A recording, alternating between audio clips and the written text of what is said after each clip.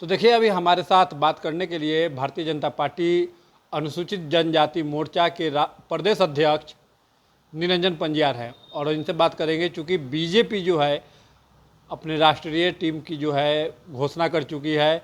चूँकि नितिन नवीन पहले ही राष्ट्रीय अध्यक्ष उनको बनाया जा चुका था और तब से लगातार ये कयास लगाए जा रहे थे कि बीजेपी का संगठन कैसा होगा, किस तरीके से जो है संगठन में लोगों को शामिल किया जाएगा।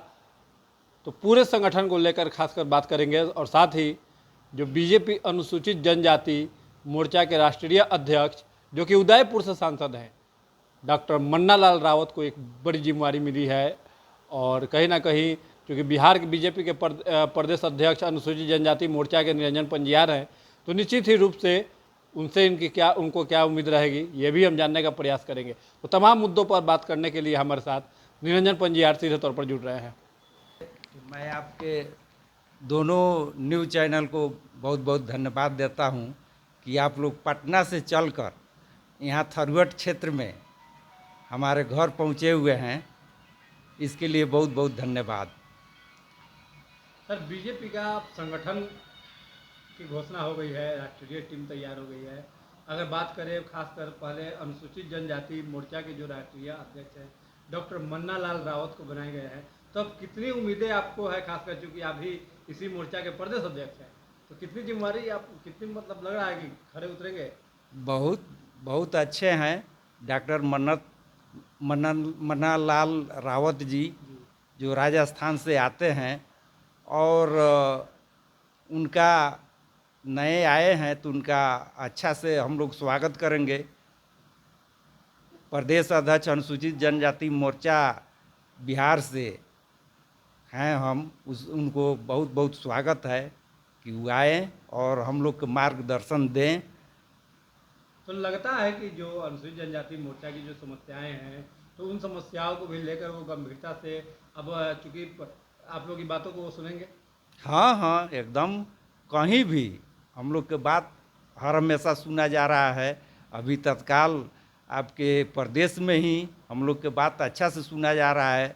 राष्ट्रीय जो संगठन महामंत्री है भिखू भाई दालसानिया जी, प्रदेश अध्यक्ष माननीय संजय सरावगी जी है, उनका मार्गदर्शन हर हमेशा हमको प्राप्त होते रहता है और उनके मार्गदर्शन के अनुसार हम लोग चलते हैं। इसमें हर हमेशा जब भी कोई बात पूछना हो तो इन लोग हम लोग के मार्गदर्शन देते हैं। लगातार अगर बात करें आपके राष्ट्रीय संगठन की ओवरऑल, तो बिहार से 3 चेहरे और कई महिलाओं को भी की भागीदारी देखने को मिल रही है। क्या कुछ कहेंगे पूरे संगठन को लेकर? कैसा है ये संगठन का ढांचा, कितना खड़ा उतरेगा, कितनी बीजेपी की जो है मजबूती बढ़ेगी? देखिए, सबसे पहले तो जो माननीय राष्ट्रीय अध्यक्ष नितिन नवीन जी है जो बिहार के ही है और युवा हैं, तो उनका विचार है कि हम युवा लोग के ज़्यादा से ज़्यादा भागीदारी दें। और जो राष्ट्रीय संगठन बना हुआ है भारतीय जनता पार्टी का, उसमें जिस तरह से चेहरा लिया गया है और बिहार से खासकर जो अभी सिद्धार्थ शंभू जी हैं, ऋतुराज सिन्हा जी हैं और आपको शिवेश राम जी हैं जो अनुसूचित जाति मोर्चा के अध्यक्ष बनाए गए हैं। ये लोग सभी नए लोग हैं और उम्मीद है कि ये लोग हमारे संगठन को बहुत अच्छा से चलाएंगे।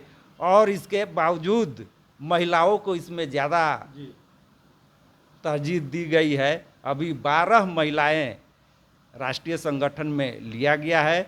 जो अभी स्मृति ईरानी जो एक चमकती हुई सितारा है और इसके पूर्व जो 2 बार मुख्यमंत्री रह चुकी है वसुंधरा राज सिंधिया जी, और इसी तरह से महिलाएं जिस तरह से अभी माननीय मोदी जी 33% आरक्षण लेकर लोकसभा में बिल प्रस्तुत किए थे, उसी को देखकर एक न एक दिन ही अभी बिल बाहर गिर गया है, लेकिन इसको पास कराना ही है और इसी को लेकर महिलाओं के ज़्यादा स्थान दिया जा रहा है।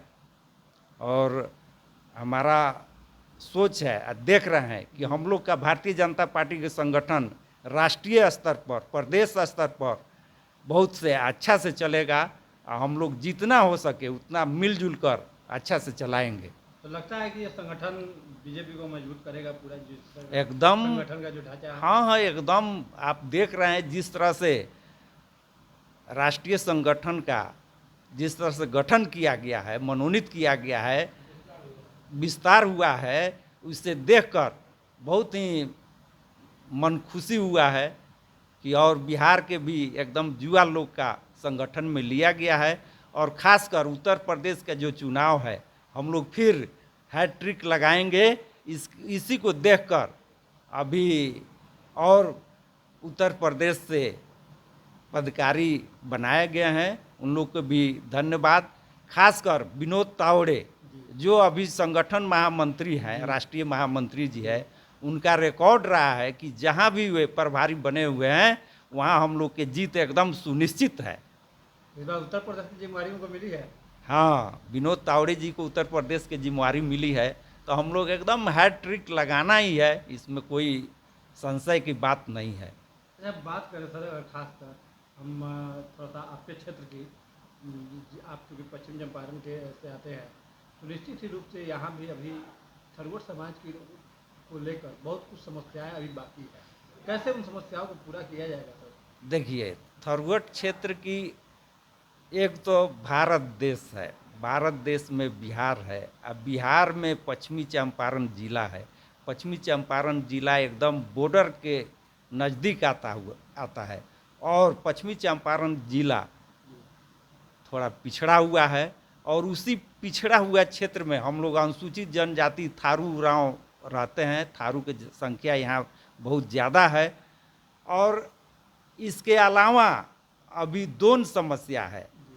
जो दोन एक ऐसी जगह है, 22 गांव बीच में है और चारों तरफ जंगल है।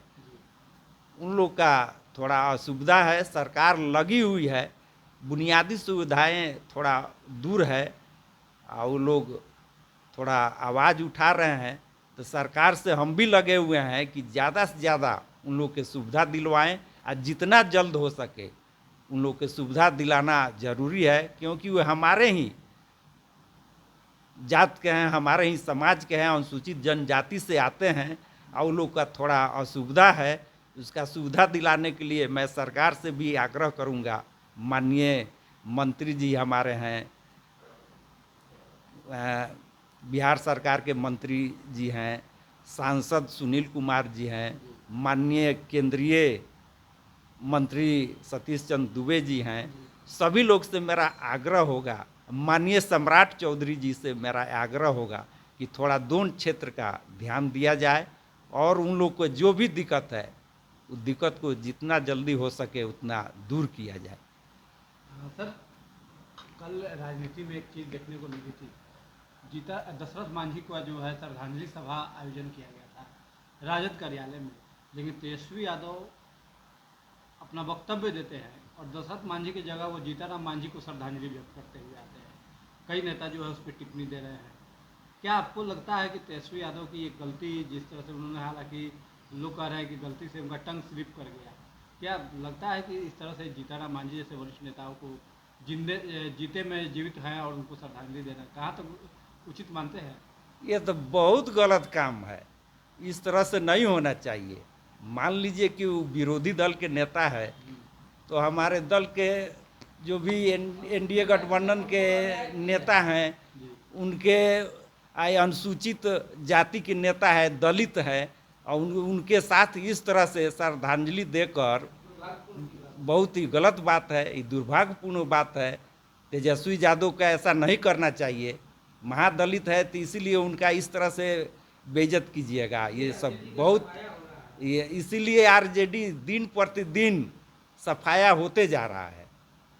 कुछ लोग तो उनसे माफ़ी की मांग कर रहे हैं। एकदम माफ़ी मांगना चाहिए, ये गलत बात है। माफ़ी एकदम मांगना चाहिए। राजनीति का सोच है, सूझबूझ है, तो उनको जल्दी से जल्दी माफ़ी मांग लेना चाहिए। कल राजभवन मार्च वो करने वाले हैं। उनका कहना है कि हालांकि छात्र आंदोलन को लेकर जो है शिक्षा मंत्री ने भी इस्तीफा दिया अपनी जिम्मेवारी को देखते हुए, लेकिन अब फिर भी अब वो काफ़ी देर से राजभवन मार्च वो कर रहे हैं। क्या लगता है कि वाकई में वो देर से अब राजभवन मार्च कर रहे हैं? उनका मुर्दा पॉलिटिक्स है, वो तो मुर्दा पॉलिटिक्स है, वो सोच सोच कर काम कर रहे हैं। जब जेएनजी का जो मांग था धर्मेंद्र प्रधान जी को इस्तीफा देना, तो इस्तीफा दे दिए, उसी समय पटाक्षेप हो गया। तो ये अपना राजनीति चमकाने के लिए कोई काम नहीं है तो तेजस्वी यादव कर रहे हैं। एक आखिरी सवाल होगा सर अपने समाज के लोगों से, क्योंकि जो अभी भी कहीं ना कहीं बीजेपी से दूर है, वैसे लोगों को क्या कुछ संदेश देंगे? ना बीजेपी से दूर कहाँ है, हमारे समाज के अरे 1% लोग है, इधर उधर सभी पार्टी में थोड़ा रहता है लोग, लेकिन 99% लोग हमारे जाति के जो भी लोग हैं 99% लोग भाजपा से जुड़े हुए हैं, अब भाजपा की विचारधारा से जुड़े हुए हैं। लेकिन भाजपा जो के लोग दूर है उनके लिए क्या संदेश होगा? उनको भी धीरे धीरे कर कर लाया जाएगा, जोड़ा जाएगा, और जोड़िए रहे हैं। क्योंकि आप तो हर जिला में जा रहे हैं। हाँ एकदम क्या रिस्पॉन्स जोड़ना मिला? है। अच्छा है, सब लोग भारतीय जनता पार्टी, अनुसूचित जनजाति, ये लोग तो भारतीय जनता पार्टी के अंग है, काहे नहीं अंग होगा। अभी देख रहे हैं कि अनुसूचित जनजाति से हमारे राष्ट्रपति जी द्रौपदी मुर्मू, जी माननीय द्रौपदी मुर्मू जी चुनी गई है, तब इससे हम लोग के खुशी के बात क्या होगा। इस देश का प्रथम लेडीज, प्रथम स्थान अनुसूचित जनजाति को दिया गया है। तो ऐसा हम लोग अनुसूचित जनजाति के जितने भी लोग हैं खुशी हैं। हम लोग हमेशा भारतीय जनता पार्टी एनडीए का अंग रहेंगे। धन्यवाद। तो देखिए, ये थे हमारे साथ बात करते हुए बीजेपी अनुसूचित जनजाति मोर्चा के प्रदेश अध्यक्ष निरंजन पंजियार, जिन्होंने तमाम मुद्दों पर बात की और जिस तरह से इन्होंने स्पष्ट रूप से कहा कि हम भारतीय जनता पार्टी के सभी समाज जो है भारतीय जनता पार्टी के साथ है, और देश की जो प्रथम नागरिक हैं वो महिला राष्ट्रपति द्रौपदी मुर्मू, जो कि अनुसूचित जनजाति से आती है, तो ये भी इस समाज के लिए काफ़ी ही गर्व की बात है। और अगर बात करें निरंजन पंजियार के बारे में, तो अपनी बातों को जिस तरह से बेबाकी से रखा, निश्चित ही रूप से कहा जाता है कि जो है, अगर कहावत भी है एक कि अगर मेरी सफलता देखनी हो तो आसमान को कह दो कि और ऊंचा हो जाए। तो निश्चित ही रूप से निरंजन पंजियार की अभी सफलता और भी आगे आपको देखने को मिलेगी, और ऐसे ही अपनी बातों से जो है सबको प्रभावित भी करते रहेंगे।